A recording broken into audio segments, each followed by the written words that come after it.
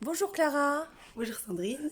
Alors, tu vis dans le sud, tu as 25 ans, tu travailles également dans le sud, hein, Mhm. tu vas nous parler, tu vas faire un témoignage concernant une épreuve qui t'est arrivée il y a quelques années, quelque chose d'assez lourd. Et je te remercie d'ailleurs de participer à Parcours de Femmes et Citations. Avec plaisir. Donc, c'est quelque chose d'assez lourd qui t'a touché, qui a touché ton entourage. Donc Mhm. tu as subi une maladie, on peut dire ça, c'est subir, hein. Et tu n'avais que 13 ans, c'est ça? Oui, c'est ça. Et donc tu as eu un lymphome. Oui, c'est ça. Alors à 13 ans, on m'a diagnostiqué un lymphome.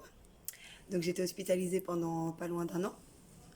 Donc dans un premier temps, en continu tout le temps. Après un petit peu moins, c'était une semaine à la maison, une semaine à l'hôpital. Puis après c'était juste sur la journée, le soir je rentrais à la maison. Mais c'était ouais, une hospitalisation d'un an. Ouais. Et alors comment ça s'est déclaré? Je veux dire, tu étais à l'école, voilà, tu jouais avec tes amis. Qu'est-ce qui s'est passé Alors concrètement? ça s'est déclaré pendant l'été, pendant les vacances d'été. Donc c'était les vacances de ma cinquième à la quatrième, exactement. Et alors au début, bah, tout allait très bien. Et puis ça s'est déclenché par des douleurs, hein. Donc des douleurs au ventre, des douleurs au poumon, du mal à respirer. Donc mes parents pensaient que c'était le stress de la rentrée. Puis la rentrée est arrivée. Mon médecin traitant pensait également que c'était le stress de la rentrée. Puis examen sur examen sur examen. Et finalement, j'ai été hospitalisée d'urgence parce que ça a été pris vraiment au dernier moment. Parce que on m'a pas forcément cru en fait au début. D'accord, donc on pensait que comme c'était peut-être du stress, on croyait pas trop à tes douleurs, quoi, en fait. Bah, je pense aussi que mon médecin a eu du mal à envisager un cancer chez un enfant de 13 ans. C'est normal que dans un premier temps, on se pose ce genre de questions. Voilà, Oui. on a 13 ans, on rentre à l'école, oui, ça peut être que du stress, quoi. Et d'examen en examen, bon, on trouvait pas. Et finalement, quand c'était le dernier moment, j'ai été hospitalisée d'urgence. Les pompiers sont venus me chercher à la maison. Et alors, une fois à l'hôpital, comment ça s'est passé? Tu l'as vécu comment, toi? Est-ce que tu t'es rendu compte de ce qui se passait réellement? Pas du tout. Alors, pas du tout. Arrivé à l'hôpital, bon, déjà, on est un petit peu sonné, hein, parce qu'on est sous médicaments, Mhm. on a mal partout, on est un petit peu sonné. Et dans un premier temps, je pense pour me préserver, on m'a pas dit réellement ce que j'avais. Donc mes proches étaient au courant, mais pas moi. Et je pensais partir au bout d'une semaine, 2 semaines. Je pensais pas que ça durerait, quoi. Et de fil en aiguille, et bah, un jour, ma mère m'a dit, mais écoute, Clara, oh, tu vas rester plus de quelques semaines ici, quoi. Et de là, j'ai commencé un peu à prendre conscience que c'était quand même quelque chose d'un peu plus important que ce que j'imaginais. Et ça a été un choc pour toi quand tu as compris que tu resterais plus longtemps? Un petit peu. Un petit peu parce que bah, j'avais 13 ans, je voulais retrouver mes copines à l'école, quoi. Ben oui, bien sûr. Je voulais rentrer à la maison. Après, c'est vrai qu'on est tellement pris dans un truc, on est pris dans un espèce de cercle, on se rend pas forcément compte de la gravité, de ce qui se passe, des médicaments. En plus, comme tu dis, voilà, tu prenais des médicaments, tu étais un peu shooté.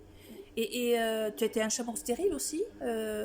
Donc là, ça aussi, comment, enfin, on a du mal à imaginer pour une adolescente de 13 ans d'être en chambre stérile. Comment ça s'est passé, ça? Alors, dans un premier temps, c'était pas le cas. Donc, c'est là Mhm. où encore je réalisais pas trop, parce que j'étais avec Ouais. 2 enfants dans la chambre. Bon, ça allait. Puis après, de là, on a commencé les traitements par chimiothérapie. Et donc, de là, je suis partie en chambre stérile. Bah, c'est assez particulier. On se sent vraiment éloigné de tout, ça c'est sûr.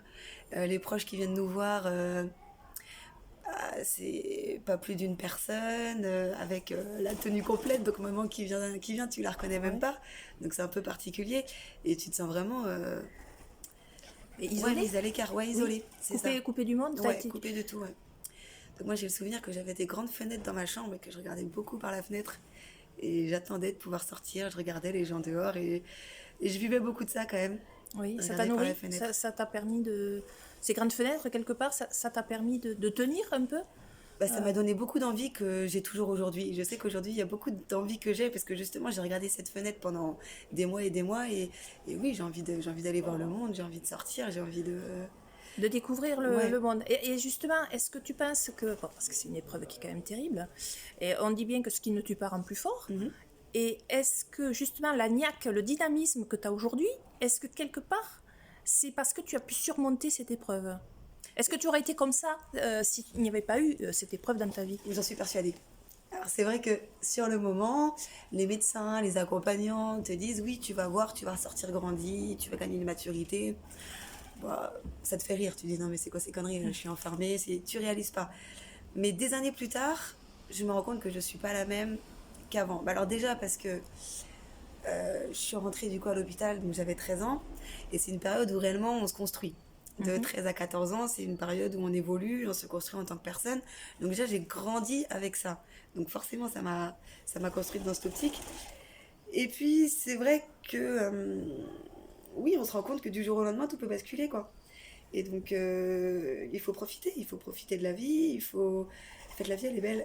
Elle est belle et c'est pour ça que tu as envie de profiter de la vie, comme tu dis, et d'embrasser toutes les expériences que tu peux Oui, rencontrer. Je parle de bonnes expériences, bien évidemment. comme des mauvaises. Oui, Comme des mauvaises, tout est bon à prendre. Le but, c'est de vivre, en fait. Le oui. but, c'est de vivre, donc tout est à prendre. Donc en fait, tu prends toujours, tu sais prendre suffisamment de détachement, j'imagine, par rapport aux expériences qui arrivent. Bon, pas toujours avec détachement, forcément, parce que dans la vie, on retourne quand même dans la vraie vie, où des fois on Oui. prend les choses à cœur, c'est difficile, c'est... Mais je pense que c'est ça la vie, et c'est ça qui fait que la vie est belle. Il faut passer par des épreuves pour se rendre compte à quel point on a de la chance d'être là, en fait. Est-ce que quelque part on peut dire que cette épreuve t'a rendue plus vivante? Oui, oui, je pense. Mais écoute, je te remercie énormément pour ce témoignage extrêmement touchant Bah, avec plaisir. et je te dis à bientôt. À bientôt. Au revoir Clara. Au revoir.